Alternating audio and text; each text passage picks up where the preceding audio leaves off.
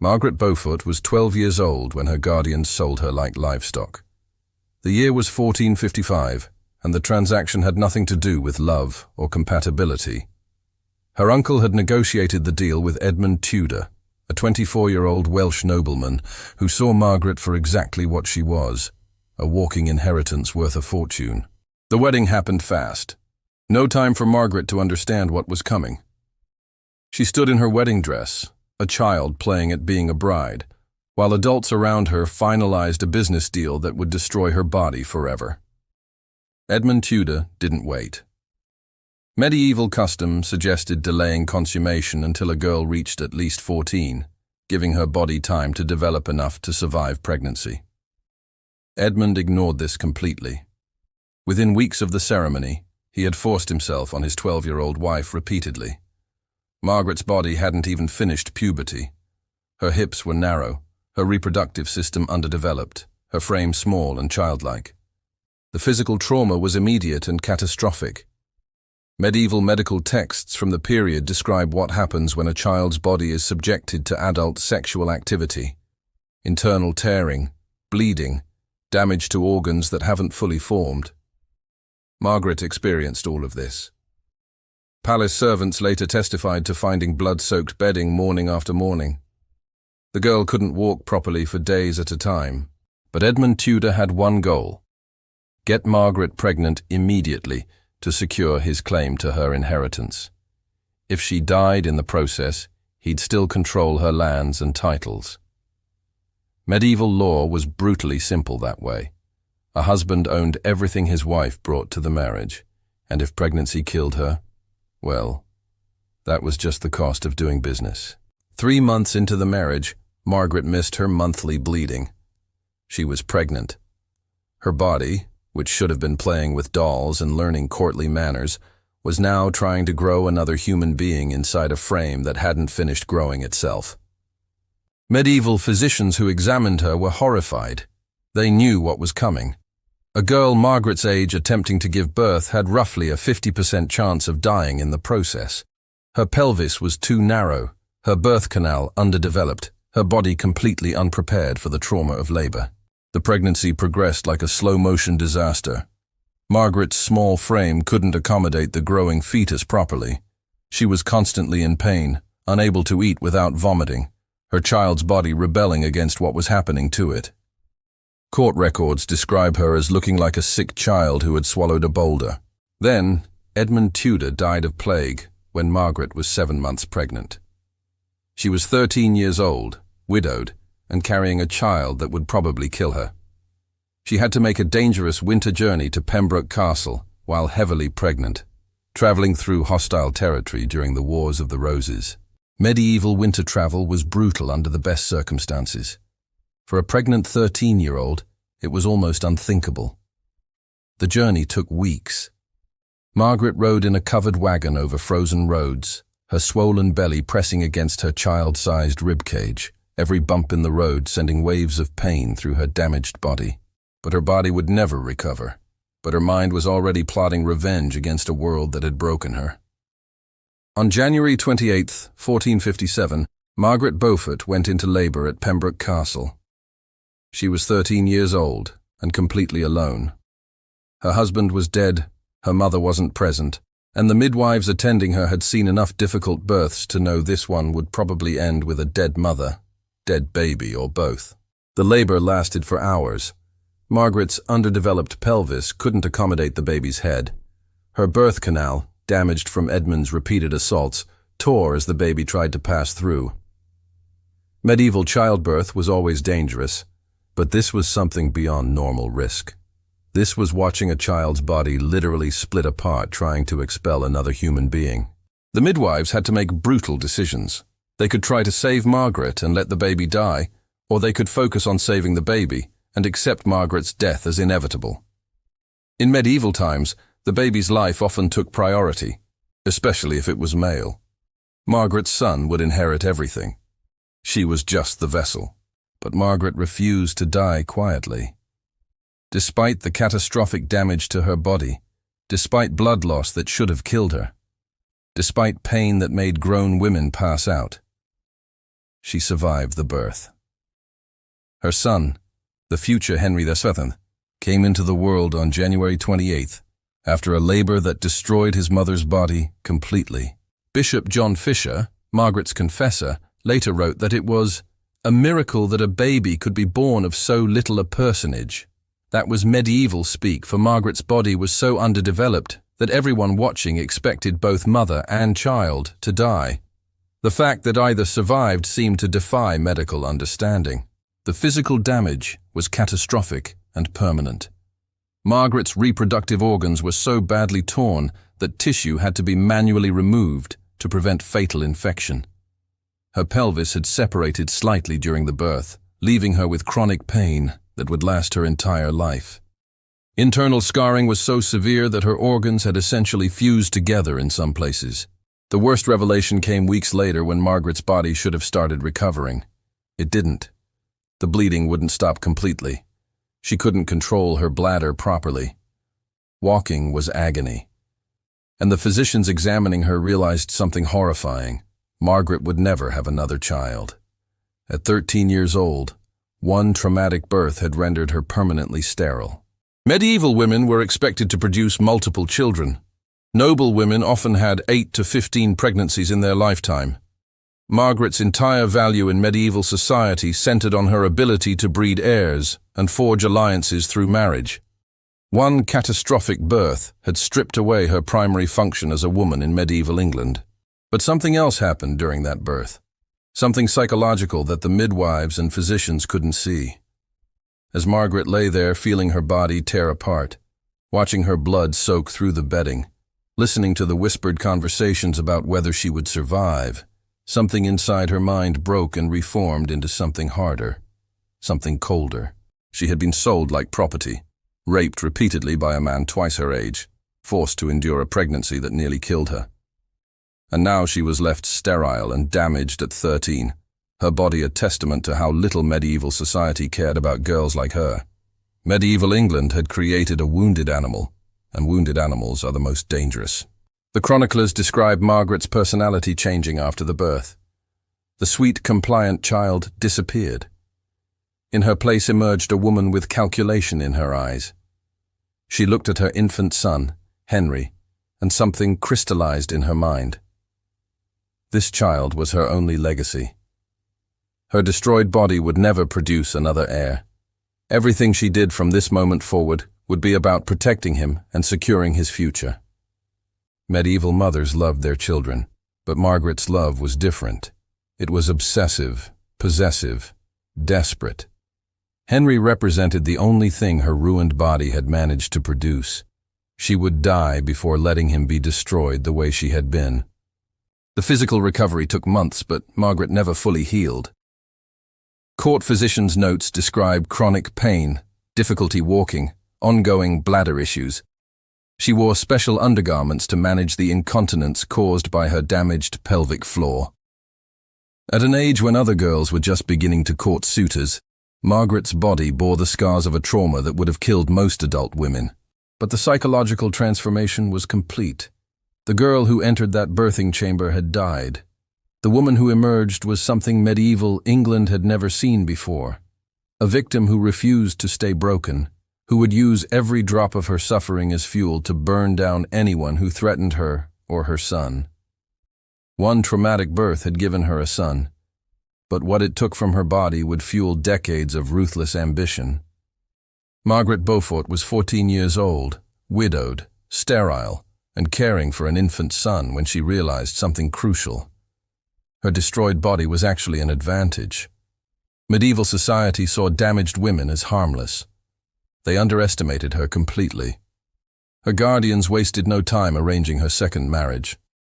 Henry Stafford, a younger son of the Duke of Buckingham, took Margaret as his wife in 1462. He was looking for her substantial inheritance and political connections. What he got was a woman who had learned exactly how to manipulate medieval marriage laws to her benefit. Margaret played the role perfectly. She was the dutiful wife, the pious woman, the devoted mother separated from her young son Henry, who had been taken into custody by his uncle. She attended church services, managed household accounts, and appeared completely subservient to her husband. Behind this mask, she was building something far more dangerous. The marriage gave her access to Stafford family resources and political networks. Margaret studied every transaction, memorized every alliance, learned which nobles were ambitious and which were weak.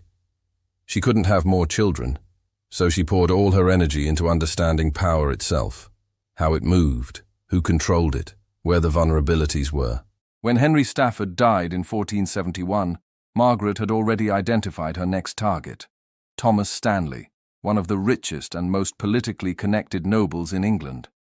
Stanley was shrewd, calculating, and perpetually positioned on whichever side looked likely to win. Margaret recognized a kindred spirit. Their marriage in 1472 was a merger of two predators. Stanley got Margaret's political acumen and her extensive landholdings. Margaret got access to Stanley's massive wealth and his network of spies and informants that stretched across England. Together, they became one of the most formidable political units in the kingdom. But Margaret's real genius was in how she used her physical limitations as a weapon. She couldn't bear children, which meant she posed no dynastic threat to anyone. She was just a woman with chronic health problems from her traumatic birth. Medieval nobles dismissed her as insignificant, while she quietly accumulated more power than most of them would ever possess. She leveraged her marriages strategically. Each husband brought new resources, new alliances, new leverage points. She never let emotional attachment cloud her judgment. When Henry Stafford died, she mourned appropriately for public consumption, then immediately began negotiating with Thomas Stanley. When she needed a political favor, she knew exactly which noble to approach and what they wanted in exchange. Margaret also understood something most medieval women didn't. Property rights were everything. She meticulously documented every landholding, every title, every legal claim she possessed. When disputes arose, she had lawyers ready with documentation proving her ownership. She fought property battles with the same ruthlessness she would later bring to actual warfare. Her reputation grew quietly. She was known as Pious Margaret, always at prayer, always charitable, always properly deferential to male authority. Beneath this facade, she was building an intelligence network that would make modern spy agencies jealous. She had informants in multiple noble households, clergymen who reported directly to her, and merchants who fed her information about troop movements and political shifts. The most brilliant part was how she weaponized her sterility. Since she couldn't threaten anyone with her own offspring, nobles trusted her with sensitive information. They saw her as a neutral party, a woman whose only ambition was securing her existing son's future. They had no idea she was categorizing every piece of information, every weakness, every potential betrayal. Margaret's chronic pain from her birth trauma became another tool. When she needed to avoid an uncomfortable political situation, her health problems provided the perfect excuse. When she needed to appear weak and harmless, she emphasized her physical limitations. But when she needed to act, she moved with precision that would have shocked anyone who thought her fragile. By the time she was 30, Margaret controlled more wealth and had more political influence than most male nobles. She had survived 3 marriages, each one carefully chosen to advance her position. She had maintained custody of her extensive properties despite numerous legal challenges, and she had built a network of loyal followers who owed their positions to her patronage. But all this power meant nothing while her son remained in exile, and Margaret would burn England to bring him home. Her son Henry Tudor was living in Brittany, exiled by King Edward IV, who saw the boy as a potential threat to his throne. Margaret hadn't seen Henry in years. The separation was eating at her, fueling an obsession that grew darker with each passing month.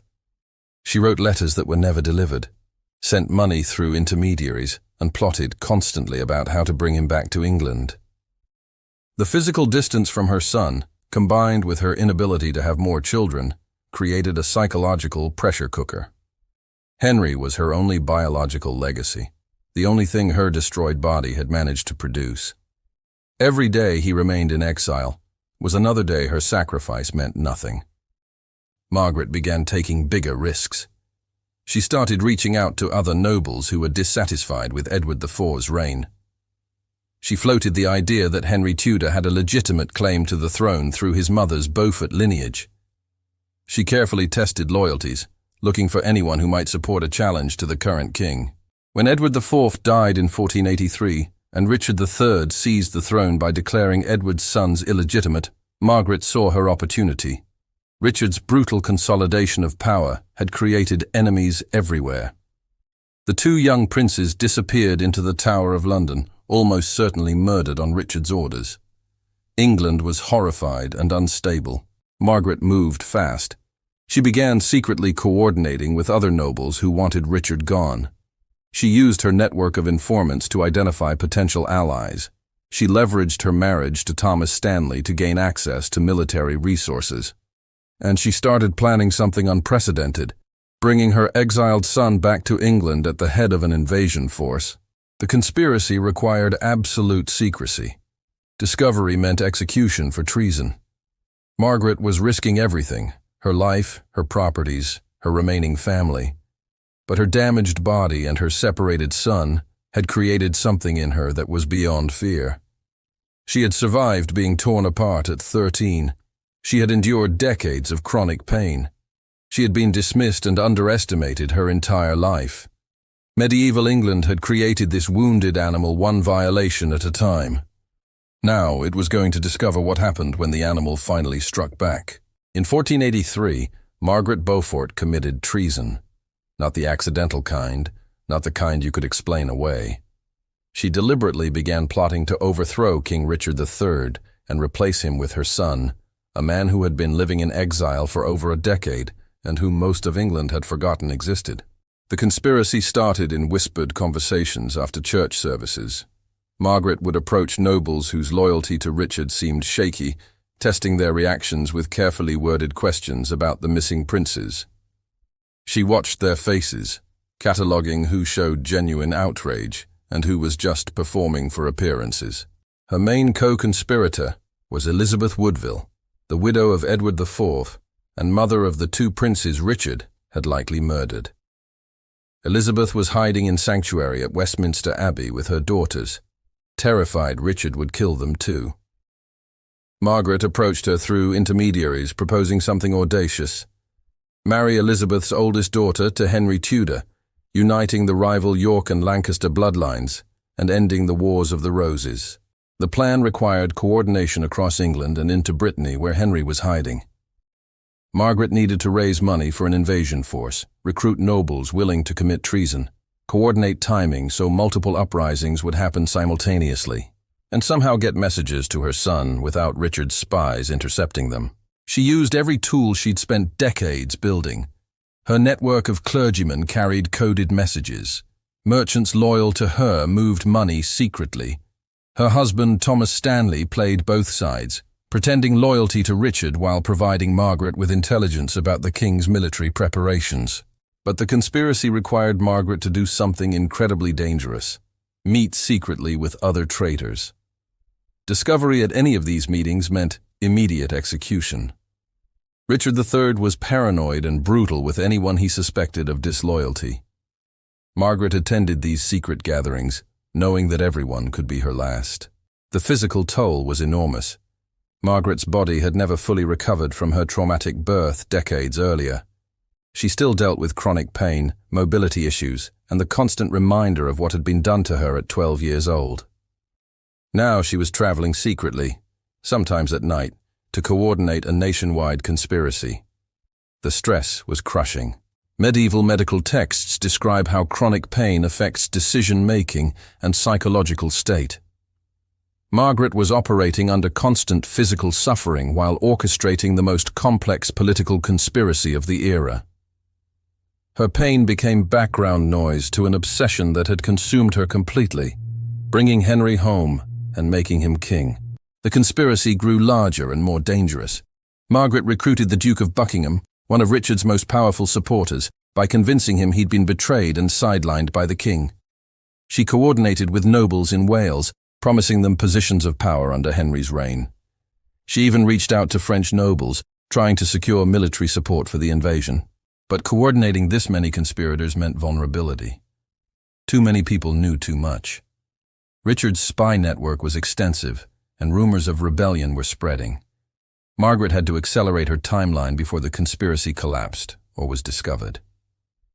In October 1483, multiple uprisings erupted across England.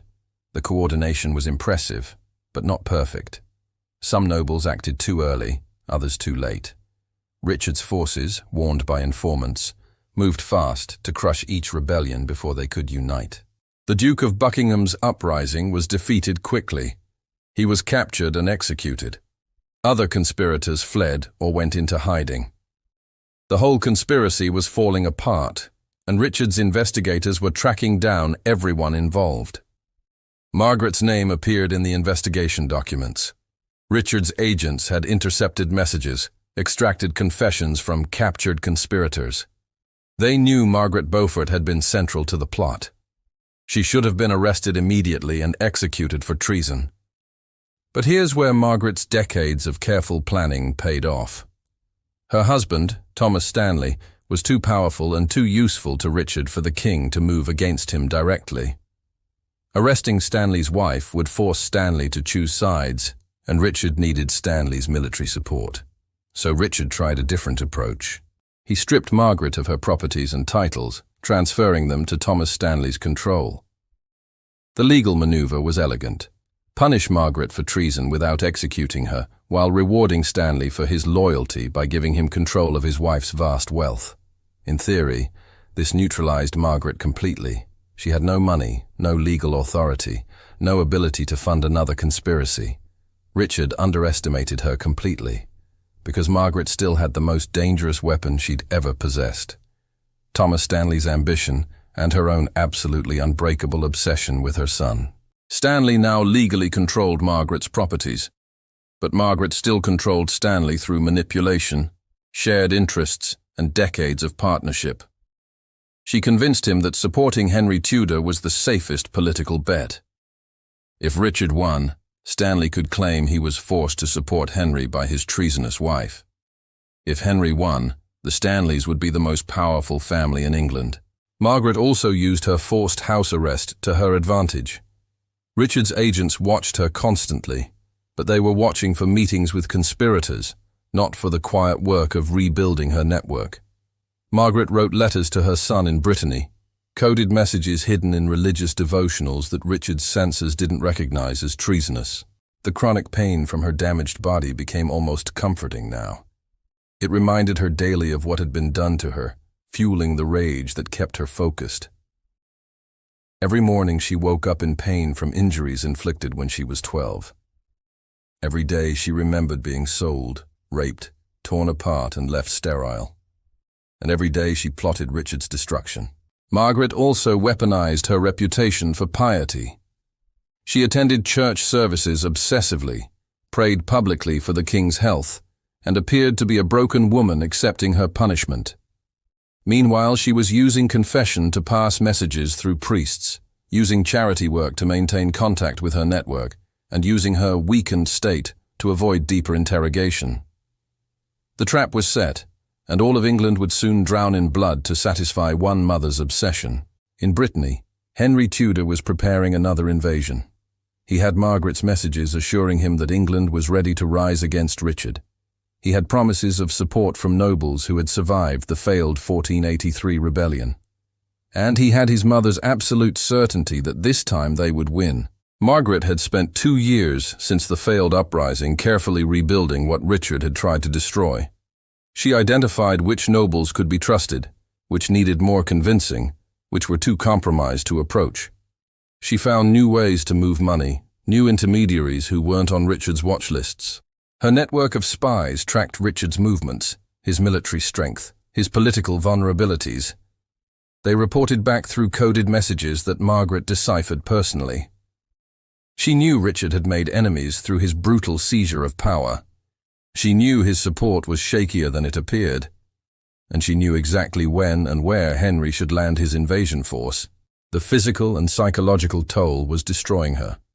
Margaret was 52 years old, dealing with decades of chronic pain, operating under constant surveillance, and coordinating a conspiracy that had already failed once.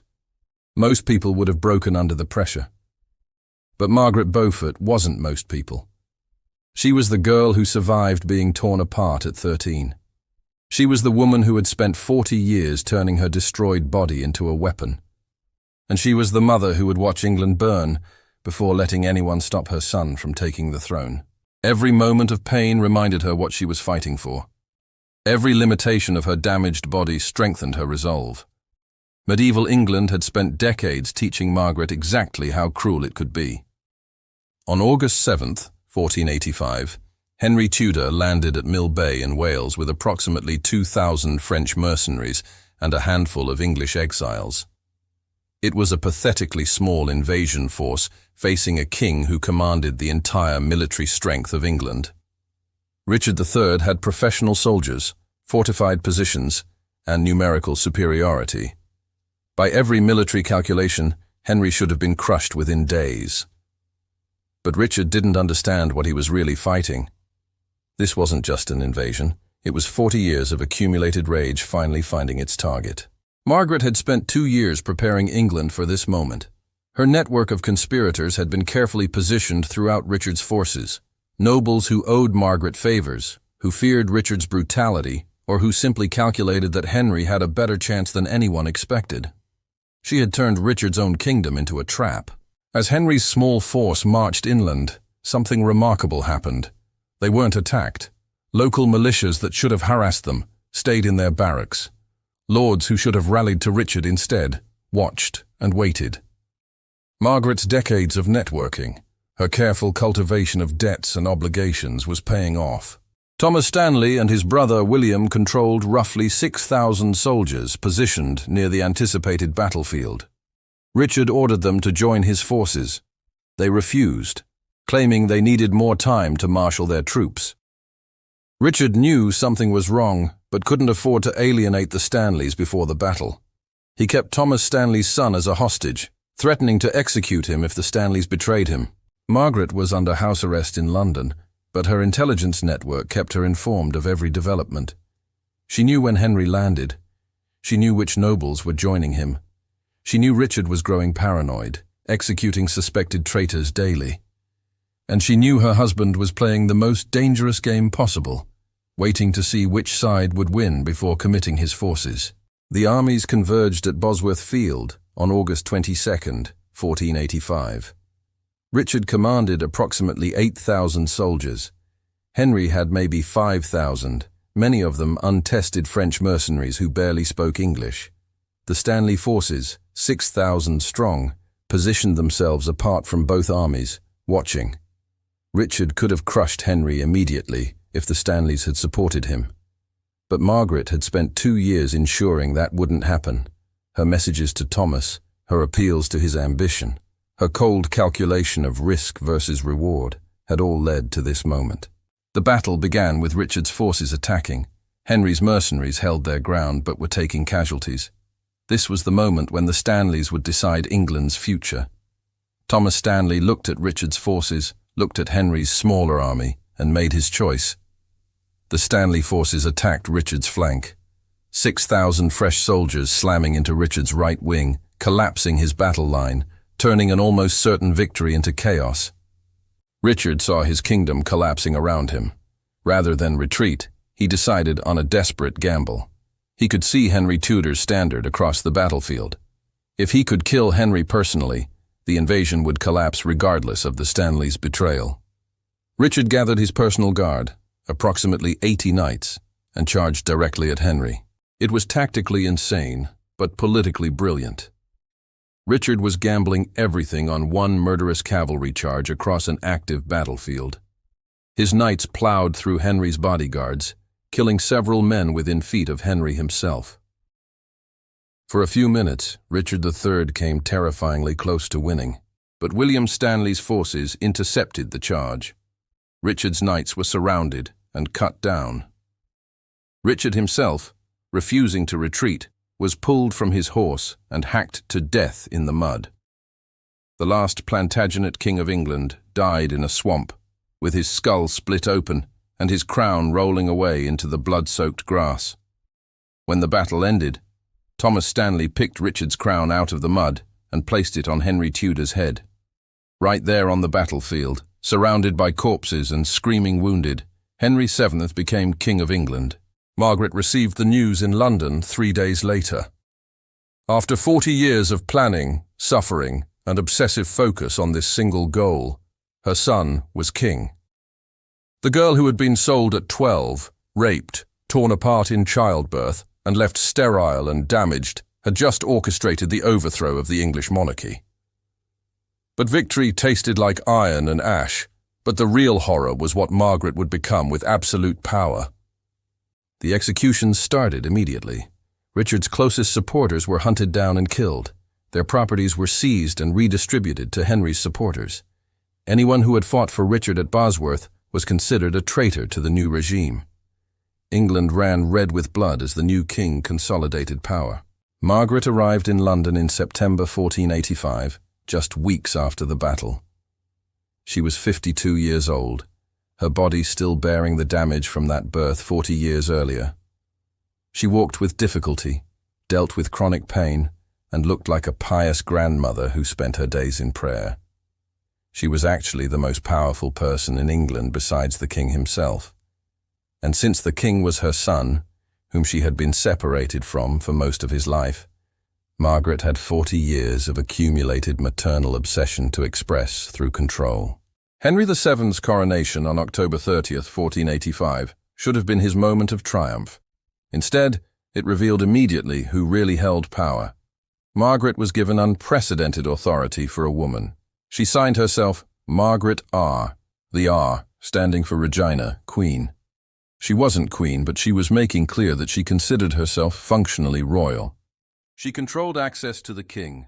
She approved his marriage to Elizabeth of York, the union that would end the Wars of the Roses, but only after ensuring the marriage contract protected her own interests. She managed the royal household, oversaw government appointments, and had final say on major policy decisions. Henry, who had spent most of his life in exile without his mother, didn't resist her control. He had been raised on stories of Margaret's sacrifice, her suffering, her unwavering dedication to his cause. He believed he owed his throne to her machinations, and Margaret made sure he never forgot it. The court whispered about the king's mother, who wielded more power than most queens consort. Foreign ambassadors quickly learned that securing Margaret's favor was as important as securing the king's. She reviewed diplomatic correspondence, attended council meetings, and had spies throughout the court reporting directly to her. But the physical cost was becoming impossible to ignore. Margaret's body was failing in ways that even her iron will couldn't overcome. The chronic pain from her damaged pelvis was getting worse. She had difficulty standing for long periods. Her internal injuries, 40 years old but never properly healed, were causing increasing problems. Court physicians examined her regularly, documenting the ongoing effects of her traumatic birth. Their notes described scar tissue throughout her pelvic region, organs that had fused together improperly, and constant inflammation that caused daily agony. Margaret was living in a body that had been catastrophically injured at 13 and never given a chance to heal. Yet she continued to work obsessively. She founded educational institutions, patronized religious houses, and managed vast charitable operations. But her primary focus was always control. Control over her son, control over the court, control over England itself. The irony was brutal. Margaret had spent decades fighting for power in a system that had destroyed her body. Now she had that power, but her body was so damaged she could barely enjoy it. She sat in council meetings in pain, walked through palace halls in pain, received foreign dignitaries in pain. Every moment of her triumph was colored by the physical consequences of what had been done to her at 12. Margaret's relationship with Henry became increasingly possessive. She had been separated from him for most of his life, and now she refused to let him out of her control. She dictated his schedule, approved his companions, and interfered in his marriage. Henry, conditioned by years of exile and dependence on his mother's networks, accepted this control as normal. The court found it disturbing. Here was a king who had won his throne through military victory, who had the loyalty of powerful nobles, who controlled the machinery of government. Yet he couldn't make a decision without his mother's approval. Margaret had become exactly what medieval England had tried to prevent. A woman with absolute power, using a male figurehead to exercise authority that should have been impossible for her to possess. And she had achieved it by weaponizing every injury that system had inflicted on her. Victory only revealed the true monster Margaret had become. Margaret Beaufort ruled England for 24 years without ever technically holding power. She was never queen, never regent, never held any official title beyond the king's mother. But from 1485 until her death in 1509, she was the most powerful person in England, and everyone knew it.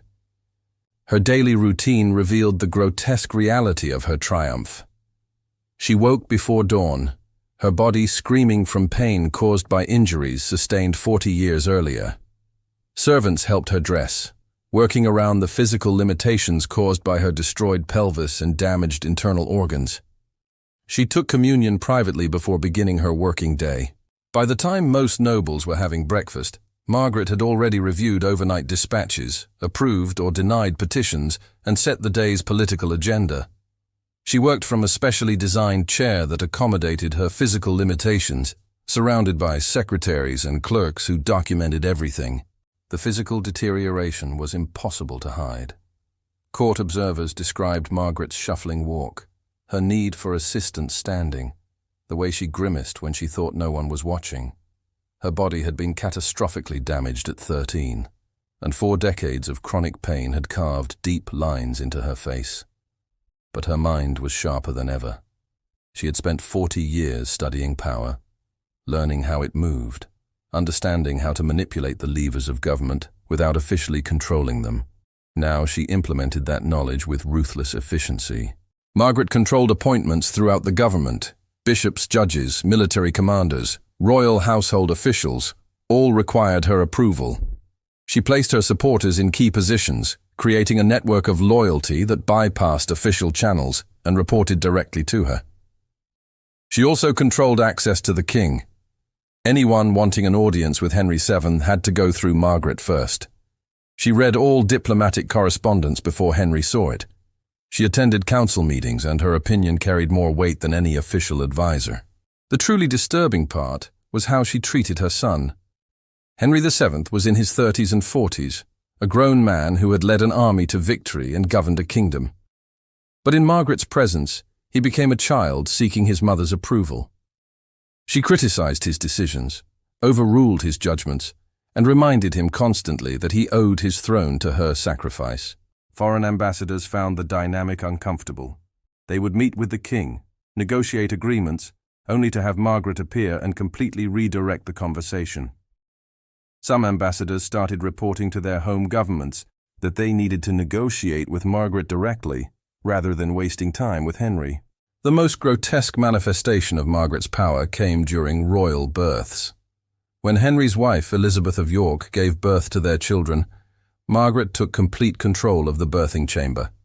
She decided who could attend, what medical procedures would be used, even how the baby would be handled immediately after birth. Given Margaret's traumatic birthing experience, her obsession with controlling these moments made psychological sense. But it was still disturbing to watch a woman whose own body had been destroyed by childbirth exercise absolute authority over another woman's birthing process. Elizabeth of York, who had been raised as royalty and should have been queen in her own right, found herself subordinated to her mother-in-law in all matters. Margaret signed documents as Margaret R., deliberately blurring the line between herself and actual royalty. She wore colours reserved for queens, attended ceremonies in positions of honour, and accepted courtesies that should have belonged to Elizabeth. The younger woman couldn't challenge this arrangement. Margaret controlled her son completely, and any complaint would be seen as attacking the king's beloved mother. Elizabeth endured years of subordination, watching her mother-in-law exercise power that should have been hers. But Margaret's body was failing in ways that even her will couldn't overcome. Court physicians' notes from her later years paint a horrifying picture. The scar tissue in her pelvis had calcified, creating constant pain. Her bladder control, damaged in that birth 40 years earlier, was worsening. She had to use specially designed undergarments and limited her public appearances to times when she could manage her condition. The chronic pain affected her temperament. She became more demanding, more critical, more paranoid about potential threats to Henry's throne. She saw conspiracies everywhere, pushed for harsh punishments of anyone who might challenge the Tudor dynasty, and created an atmosphere of fear in the court. Margaret also became obsessed with her legacy. She founded educational institutions, including St. John's College, Cambridge, and Christ's College, Cambridge. She translated religious texts, patronized scholars, and positioned herself as a pious benefactor, rather than the ruthless political operator she actually was. The historical revisionism was already beginning while she was still alive. Margaret encouraged biographies that emphasized her suffering, her devotion to her son, her religious piety. The calculated political machinations, the conspiracies, the betrayals. All of this was minimized or reframed as a mother's justified actions to protect her child. In 1509, Henry VII died, possibly from tuberculosis. Margaret had outlived 3 husbands, and now her son. She had spent 24 years controlling England through him, and now that control was ending. Her grandson, the future Henry VIII, was 17 years old and had no interest in being controlled by his grandmother the way his father had been. Margaret saw the writing on the wall. Her power was about to evaporate. She died on June 29, 1509, just days after Henry VII's funeral. She was 66 years old, and her body had finally given up after 5 decades of chronic pain and damage. The autopsy revealed the full extent of what had been done to her. Court physicians documented their findings in clinical detail, and what they discovered was horrifying. Margaret's reproductive organs were a mass of scar tissue. Her uterus, torn apart during that birth at 13, had never properly healed. The physicians described it as looking like damaged leather, thick and inflexible. Her ovaries were shriveled and non-functional, explaining why she had never conceived again despite 3 subsequent marriages. Her pelvis showed evidence of separation that had healed improperly, creating a permanent misalignment that explained her difficulty walking. The physicians noted that she must have been in constant pain for decades. But the most disturbing discovery was in her bladder and surrounding tissue. The damage from her traumatic birth had created a fistula, a connection between her bladder and vagina that caused constant leaking and discomfort. She had lived for 53 years with this condition, managing it through increasingly elaborate means, but never able to fix it. The physicians concluded that it was medically remarkable she had survived past 30, much less lived to 66. The damage to her body should have killed her through infection, chronic illness, or sheer accumulation of pain. That she had not only survived but thrived, wielding power and influencing history, seemed to defy medical understanding. The autopsy report was quietly filed away.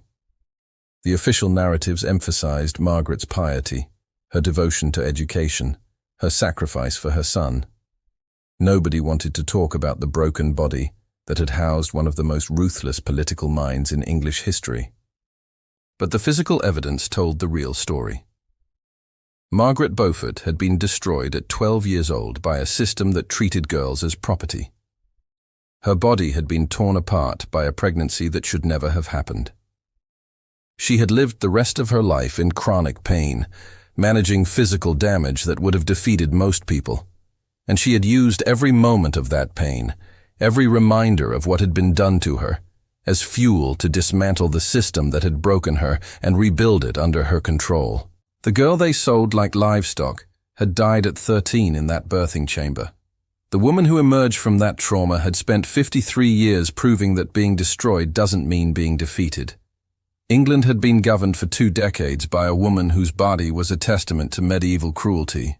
Every policy decision, every political maneuver, every exercise of power had been made by someone living in constant physical agony from injuries inflicted when she was barely more than a child.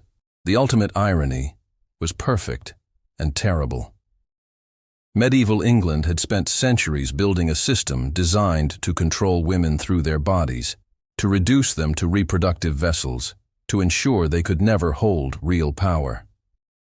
Margaret Beaufort had become the most powerful person in England precisely because that system had destroyed her body so completely. Her inability to have more children freed her from the obligations that trapped other women. Her physical damage made nobles underestimate her. Her chronic pain gave her an excuse to avoid situations she wanted to avoid. They had tried to break her at 12. They succeeded in breaking her body. But what they created was far more dangerous than the compliant wife they intended to produce. Margaret Beaufort ruled England from a broken body, wielding absolute power while living in constant pain, proving that sometimes the most dangerous person in a room is the one who has nothing left to lose except the revenge they've been planning for decades. The girl who was sold, raped, and torn apart at 12 years old had spent 53 years making sure everyone responsible for creating that system paid the price. And by the time she died, she had fundamentally altered the course of English history, founded a dynasty that would rule for over a century, and proved that being a victim doesn't mean staying one. Her body was buried with full honors at Westminster Abbey. The tomb doesn't mention the destroyed pelvis, the damaged organs, the chronic pain she endured for 53 years. It emphasizes her piety, her charity, her devotion to learning. But the medical records tell the truth. England was ruled for 2 decades by a woman whose body never recovered from what was done to her when she was 12. Every day of her reign, every exercise of power, every political victory, happened while she was managing pain that most people couldn't imagine enduring for an hour, much less a lifetime. Medieval England created Margaret Beaufort by destroying her body. She responded by conquering the entire kingdom and remaking it in her image. The wounded animal had devoured everything that tried to cage her.